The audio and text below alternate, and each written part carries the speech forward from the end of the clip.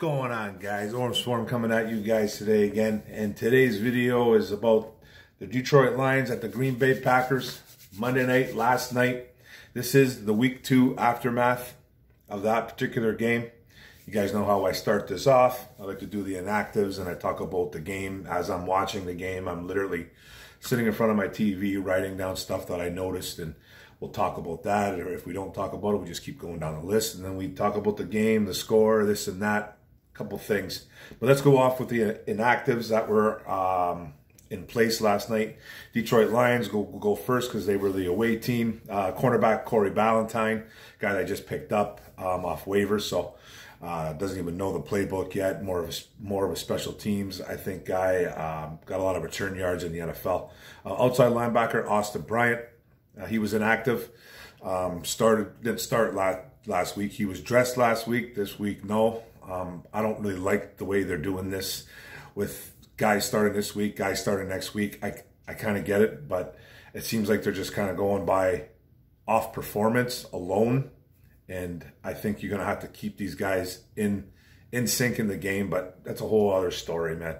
But whatever. Running back Jamar Jefferson, second week in a row, the rookie out of Oregon State. The running back didn't dress for this one at all either. Defensive lineman Kevin Strong, he's concussed, and the wide receiver Terrell Williams concussed as well. For the Packers, it was tight end Josiah DeGuara, linebacker Ladarius Hamilton, O-lineman Jake Hansen, D-lineman Jack Heflin, cornerback Jamar Jean Charles, and then safety Vernon Scott, I believe, is hurt too as well. Then offensive guard Lucas Patrick. I think he was cleared to play yesterday, but he didn't start. I think it was John Runyon who started at guard for the Green Bay Packers. I don't think Patrick even played. Now, I like to do this right away. The Lions got the ball right away. First possession. Williams got stuffed immediately, Jamal Williams. Then he was looking for Khalif right away. Got a 9-yard gain from Khalif Raymond. And third down, Cephas deep, 46 yards. That was really nice, man. Got to trust your wide receivers, and Goff did finally. He finally did something like that. Threw a nice deep ball to Cephas. Cephas went right underneath it, cradled it. Nice catch. Then it was a touchdown to eventually for a 5-yarder by Quintez Cephas, beating Eric Stokes, the cornerback out of Clemson, the rookie. So that made it 7-0 Detroit Lions. Then the Packers, man, they had their first possession. Jones ran for 2-3 yards. Brockers on the stop. Packers run it 3 straight to get a first down as well. Adams then got a huge gain. Devontae Adams, the wide receiver, number 20. Couldn't be stopped last night. Monty Warrior got schooled pretty much the whole time. Melifonwu was doing actually a better job than him until he went down. We'll get on that too later on. Then there was a horrible call on Warrior. I thought it was a hands to the face. I thought the wide receiver played it off, put his head back. It looked like Warrior hit him maybe a little high, but I think he got more of his collarbone, and the wide receiver snapped his neck back. Good sell job by the wide receiver. Got a flag for it. I just thought it was a bad call. Then the Lions blitz, and Tanyan kills them. Got 20-plus yards on a nice throw from Aaron Rodgers. And then they just can't stop the run. Aaron Jones on a nice 9-yard gain. Anzalone got totally turned around on that run too. He's slow to diagnose plays. He's supposed to be this athletic freak out there. He's a trash can.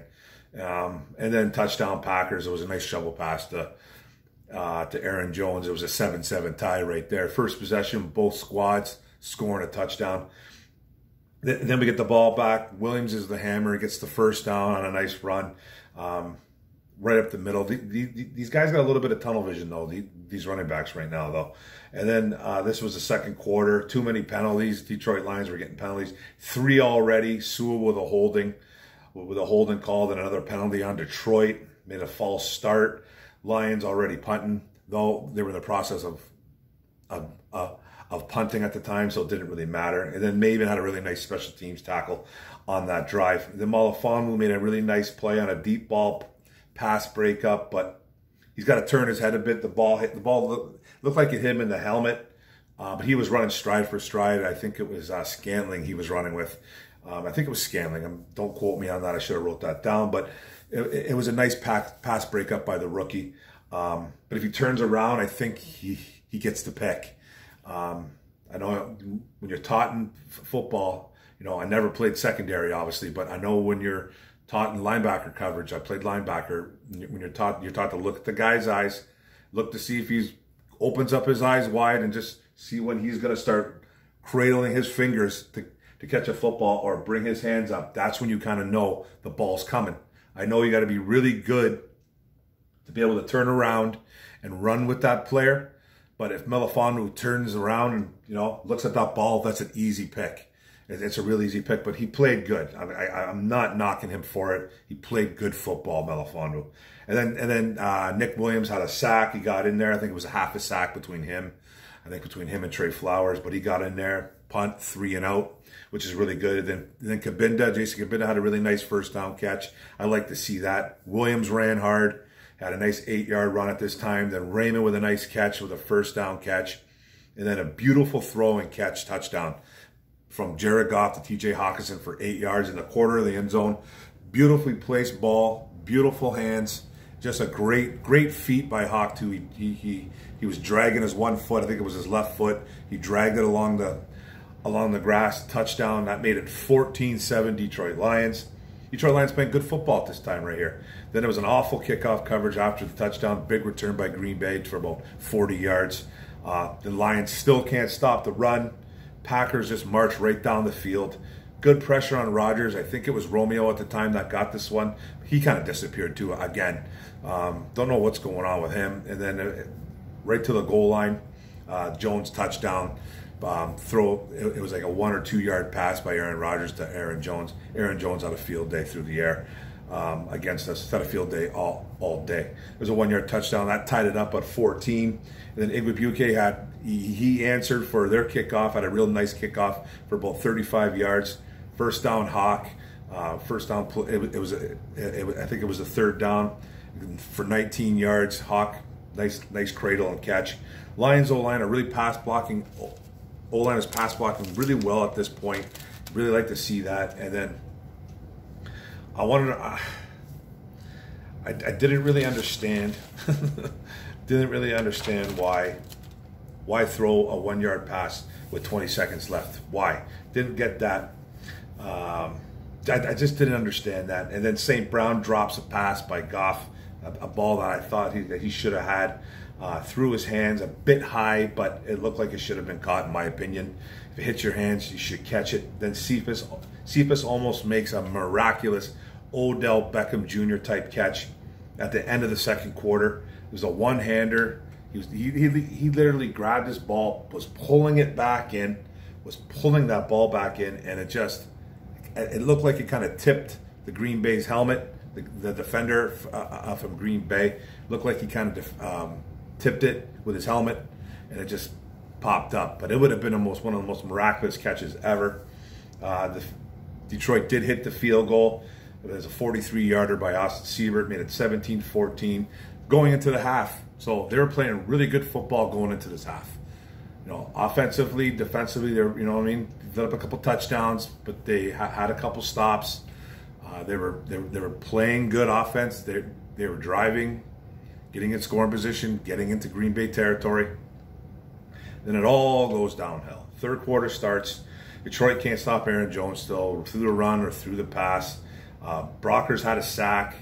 It was the second one for the Detroit Lions of the night. And then Adams burns Melifonwu on a 3rd and long. I think it was 3rd and about, I want to say 3rd and 12, 3rd and 15. It was a gorgeous pass for about 50 yards. Good position by the rookie, though. He was step for step with Davante Adams. Didn't turn around again, though, but the ball, I don't think if he would have turned around, he would have had a chance at the ball. He might have because he's so long. He got hurt on that play, actually, too. And the throw was incredible. It was a miraculous throw and a great over-the-shoulder catch. Just a really good throw and catch. Couldn't have been done any perfectly. It was just a beautiful throw and catch. Melifonwu went down, and then insert Bobby Price. He came in. He wasn't too bad. he actually didn't play that bad. I don't think he was a big problem. I made a couple tackles. I don't think he made any pass breakups, but he wasn't bad. So then after that, there was a ball thrown by another gorgeous ball thrown by Aaron Rodgers to Tanyan. It was a laser shot. Tanyan going up the seam. Alex Anzalone was on him. And one thing, Alex Anzalone, I'm going to say this about Alex Anzalone. I don't think he's a good linebacker, no. But he couldn't have been covering Robert Tanyan any better than this on that touchdown throw. Aaron Rodgers threw a pass. It was a laser beam that ear-holed Alex Anzalone. It went right over his shoulder. It went right over his shoulder. It went right here. I don't even know how Tanyan even got his hands on it, because Anzalone was literally sitting in Robert Tanyan's lap. It was a great throw, and even better catch. An even better catch, I thought, because it looked like he was blind catching the ball. It just hit him in the hands, and he just squeezed it. It was a touchdown. Say what you want about Alex Anzalone. I don't think he's good, but on that play, can't be mad at him because he had great coverage. He just, he didn't turn his head though, but I don't think he could at the time. He was just literally running with Anzalone. The throw and catch was amazing. So the route was on.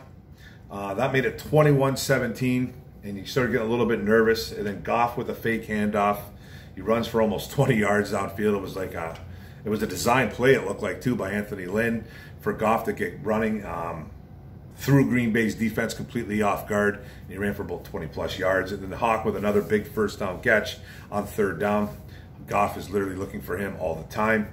And then Campbell went for it on 4th and short on the Green Bay 25, down 4 points. And this is where the game, I think, pretty much kind of took a turn for the worse right here.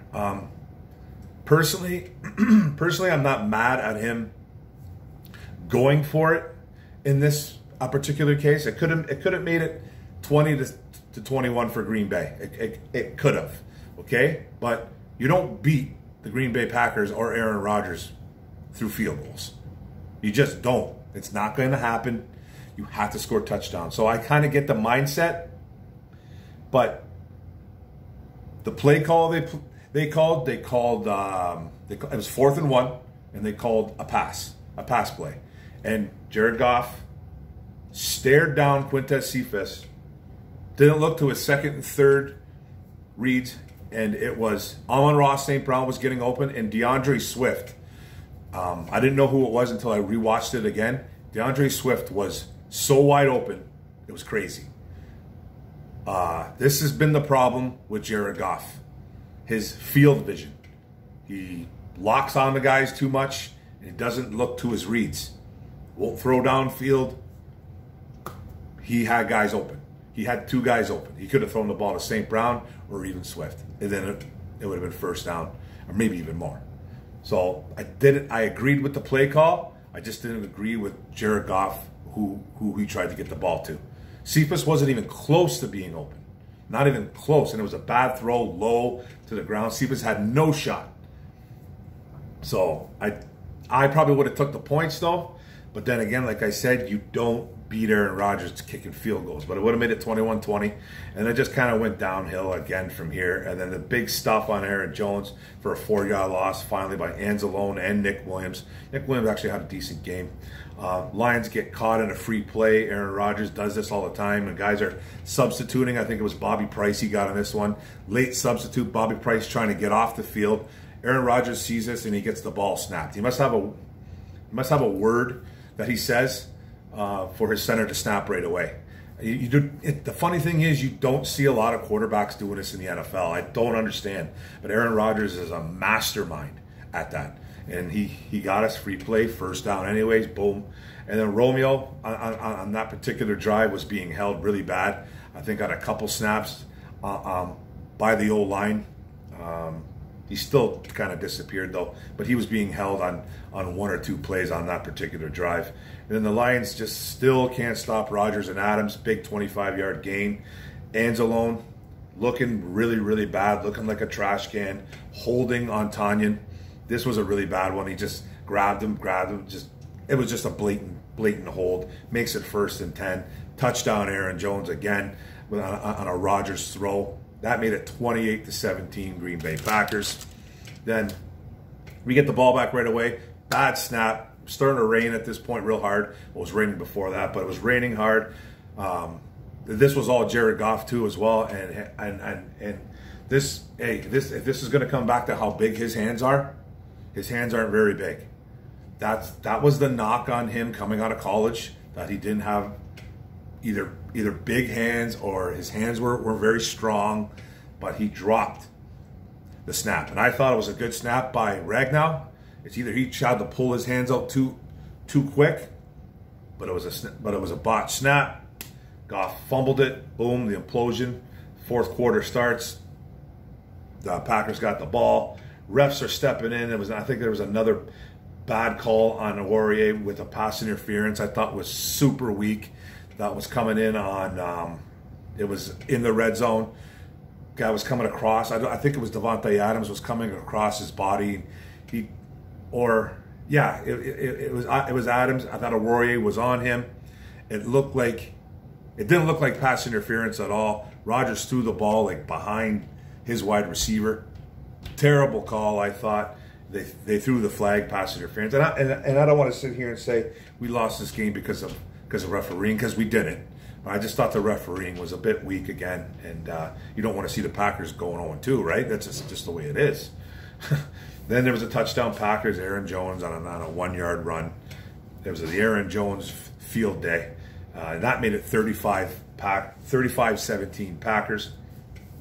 And then Goff just kept looking for Hawk big time, 2 passes in a row, possibly 3 in a row at this point, just looking to get him the ball. Out of sync, Goff delay a game, made it 1st and 15. 9 penalties so far on the day for the Detroit Lions, and just the route was on. Goff fumbles, went back to throw a ball. Nobody touched him. Ball was wet, okay? But you got to hold on to the football, and it all comes back to his hand size. All comes back to his hand size. Nobody touched him. I get that the ball was wet, but this is a problem with him. He is a turnover machine. He has been for the last couple years, big time. And nobody touched him. And I think they credited Green Bay with a sack because he jumped on the ball. He jumped on the ball, I believe, Goff. Then I think Rashad Gary might have got the sack. I think he did. But it was just a bad overall play by Jared Goff. Just hold on to the football, kid. And then the Packers were still throwing the football up 18 with about 8 minutes left, which I thought was pretty weird. But that's just the way it is with Aaron Rodgers sometimes. Rodgers smiling, grinning all over the place. He should be, because Dillon caught a nice ball on 3rd down for 1st down, and A.J. Dillon is not a pass catching guy, and he made a catch for a 1st down. And then we got a sack. Charles Harris came in there. They punted a little bit too late. Still, why are they throwing a ball with 4 minutes anyways? Up 18. I didn't understand what they were really trying to do. Just trying to put their foot on our throats. I don't really blame him in a way. And then Goff ran for 26 yards. He was the leading rusher of the day.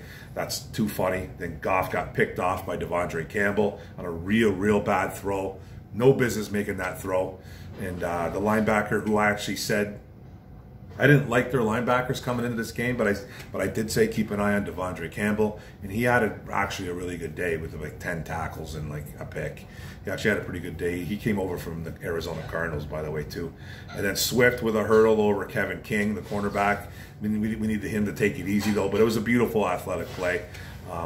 Goff was looking for him, throwing the ball to him a lot, too. And St. Brown had a 1st down. He also had a couple drops, though. Trinity Benson with a 20-pluser, too, as well. He had a few targets, needs to get more involved. Then Swift with another beautiful catch and run for about 16 yards. It was you could tell this was the prevent defense coming out. And then St. Brown had a drop on that drive as well. And then a 4th and 3 pass in the end zone to Benson, pass breakup by Eric Stokes, the rookie. Eric Stokes kind of played better later on as this game went on. The rookie Green Bay corner from Clemson, he had a really nice kind of a comeback after the second quarter. Played really well. Had a couple of nice pass breakups for the Packers. And then that was the game. It was 17-35 Packers final over. RELAX is what the Green Bay Packers will say to you. Yeah, and then let's go some quick stats. Goff was 26 for 36. 72% of his throws were completed. 2 touchdowns, 246 yards, 1 pick. He got sacked once, 46 yards rushing. Led the team, which is absolutely pathetic. And then Hawkinson was 8 catches for 66 yards and a touchdown. 9 targets as well. Cephas was 4 catches for 63 yards and a touchdown, 15.8 yards per reception, which is nice. With 7 targets, I think he was the second leading target guy for the Detroit Lions. Then St. Brown was targeted 5 times, only had a few catches though, but he also had 2 drops, so he needs to clean that up too as well. Had a drop I think last week too as well, so he needs to get better at that. And then Swift caught. Well, he was 8 for 46 for 11.5 yards per carry. Didn't get in the end zone. No Lions got in the end zone through the air, I believe. I think it was all 2 touchdowns. One by Cephas, one by Hawk. Yeah. And then the defense, Alex Anzalone did have 10 tackles. He had 8 tackles, 2 assists. So I rounded off to 2. That 8 plus 2 is 10. So that's how I kind of do it. So he had overall 10 tackles. But don't let that fool you. He did not have a good game. Willie Harris had 6 tackles, the safety. Nick Williams had an okay game, actually, for 5 tackles and half a sack. And then Brockers had 4 tackles and a sack. He's not a sack guy, but he did have a sack. Trey Flowers, 5 tackles for half a sack. He was okay, actually, as well. And then Charles Harris had 3 tackles and a sack. He's one of our pass rushing guys, one of our package guys. So, and then the Packers came out. Aaron Rodgers was 22 for 27 for 255 yards, completing 81% of his passes. That's absurd. That is absolutely absurd. 4 touchdowns, sacked 3 times though.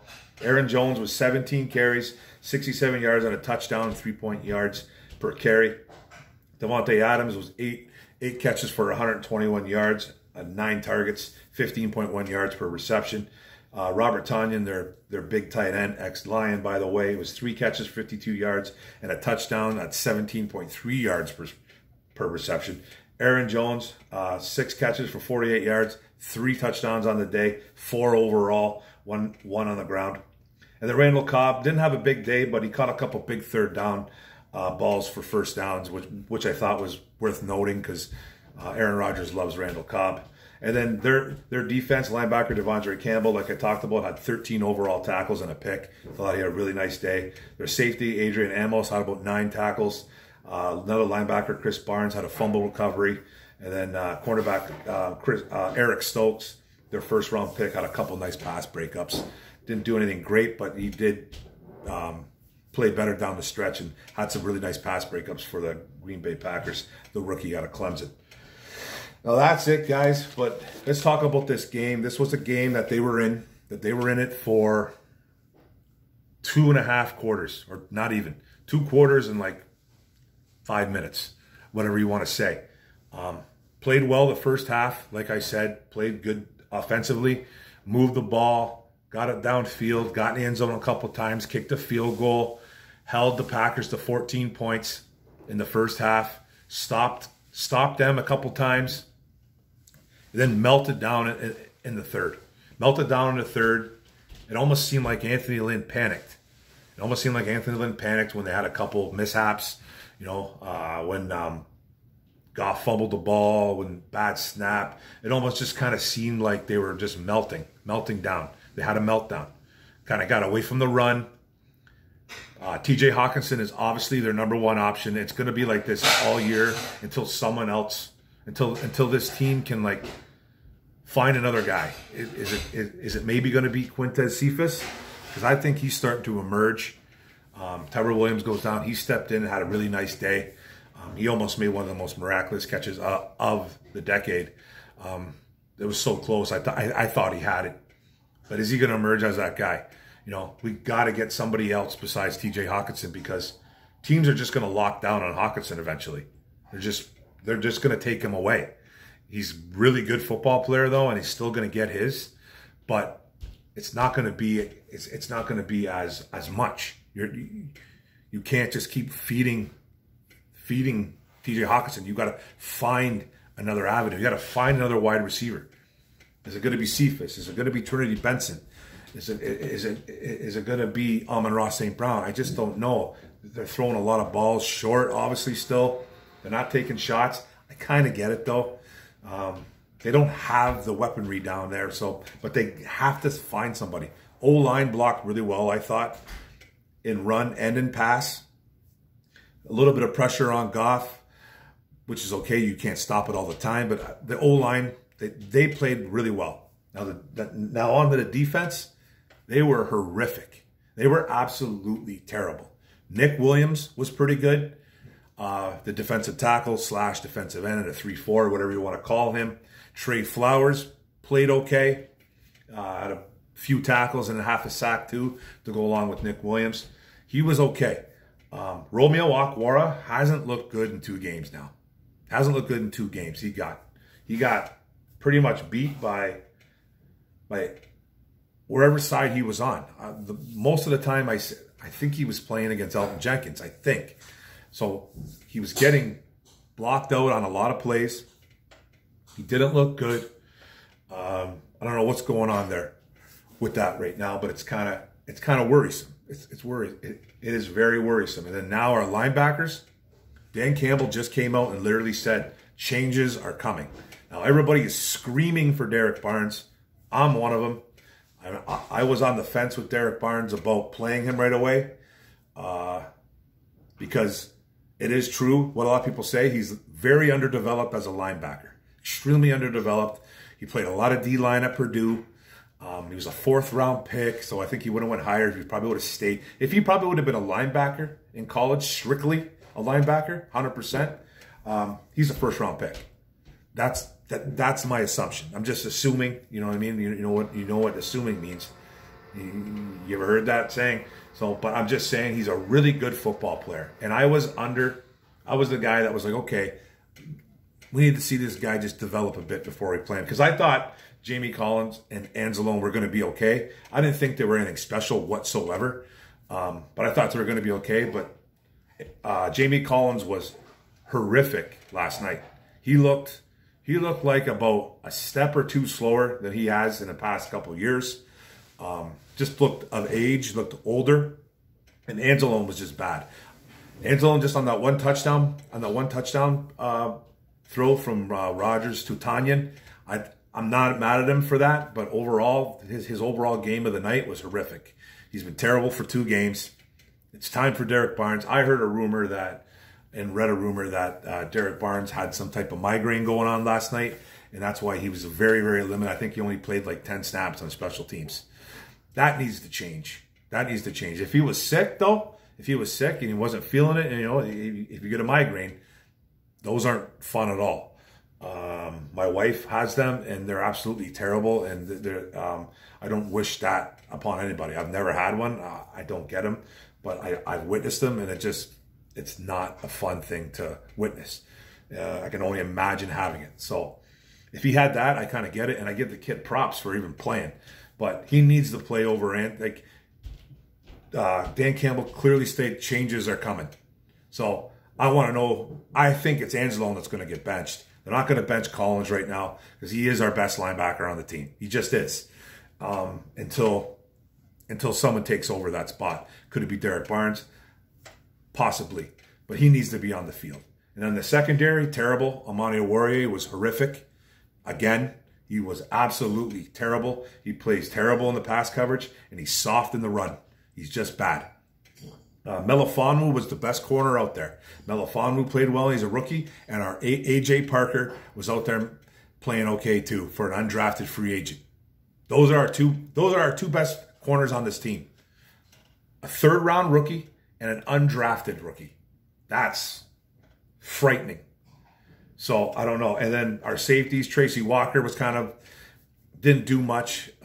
He made a couple stops. He made a couple stops in the run game, which I thought was okay, but he didn't do anything outstanding. Will Harris had a handful of tackles as well, but our safeties are one of our weakest links as well, too. It's just an overall bad defensive performance. Can't stop the run. Can't penetrate enough pressure. We did have 3 sacks, though, and they were all by D linemen. Nick Williams, and Flowers shared one. Charles Harris, an edge guy, and then we had another one. Who was our other guy that got the actual sack? Charles Harris, Flower, Brockers, and Brockers had one too as well. So I like that the D-line did that, man, but they didn't quite create enough pressure. This team is going to struggle. This team is bad. There's people already calling for Dan Campbell's head already. That's I think a little bit ridiculous, but this is going to be a long process. This is going to be a long process, and now we're going back home and we're facing the Baltimore Ravens and Lamar Jackson. I'm not worried about Lamar Jackson's arm whatsoever. He'll destroy us with the arm, but I'm worried about what he's going to do with his feet. He could possibly beat Kaepernick's record of 190 plus yards in a single season game. I would not doubt for a minute that he gets over 200 yards. I could see it. I can already see it coming up. But it was just a bad overall performance. Meltdown in the second half, guys. Not good. Offensively and defensively. Can't score no points in the second half. Scored 17 in the first. This is all coming back like a bad night, like a nightmare. But this is what we kind of expected. I don't know when we're going to win our first game right now. But I'll be talking about the Baltimore Ravens during the week. But that's the video, guys. 35-17 loss, Green Bay Packers. 0-2 to start the season. In last place. One of the worst defenses in the league. Giving up most points, most yards. Welcome to Lions football. All right, guys. Thanks for the video. Thanks for paying attention, tuning in. Don't forget to hit the subscribe button at the bottom right. Don't forget to hit the notification bell. Get all my videos. Don't forget to like and comment. And we can talk about the Detroit Lions. Lions, let's go. Boom.